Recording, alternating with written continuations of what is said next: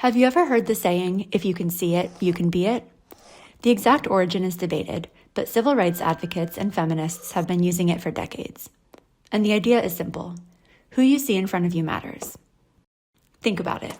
We listen more closely and we trust more deeply when the person talking looks like us or shares our experiences. That's the power of symbolism. This is where the idea of symbolic representative bureaucracy comes in, or symbolic representation for short.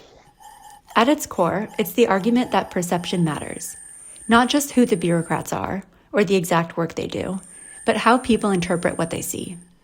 If you walk into an office and see someone of your background behind the desk, that can carry as much weight as the policy itself. Over the next few minutes, I want to show you how this plays out in real life. We'll look at some surprising examples, from recycling bins to veteran services to schools. And then we'll talk about the opportunities symbolic representation can create and the limits we need to be aware of. Let's start small with something as everyday as recycling.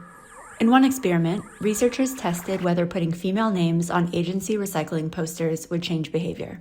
And guess what? Women were more likely to recycle when they saw those names. That tiny symbolic cue made a difference. Now, take it a step further. Think about a veteran walking into Veterans Affairs. The forms and services are the same for everyone, but researchers found that if a veteran knows, or even just believes, that their counselor is also a veteran, satisfaction goes up. It wasn't about the paperwork. It was about the trust and shared experience. And here's another.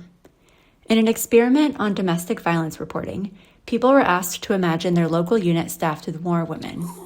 Across the board, men and women alike, trust, fairness, and confidence in the agency went up.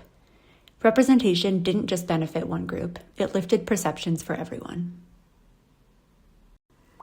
When governments understand where symbolic representation works, real opportunities open up. Take schools. Research shows that when there are more women or minority teachers, teen pregnancy rates actually go down. Now, that's not directly tied to math or history, but representation still shaped broader life choices in powerful ways. And it's not only about marginalized groups either. Remember the domestic violence example? Everyone, regardless of gender, reported higher trust when women were on staff. Symbolic representation can strengthen legitimacy for the whole community. But here's the catch. Symbolic representation doesn't always work. Remember the recycling study? The same researchers tried again, this time in emergency preparedness, and nothing. Representation had no effect on citizens' willingness to engage. That tells us something important. Symbolic effects are policy-specific. They tend to be strongest in personal and identity-sensitive situations, like how minorities experience physical police searches, for example.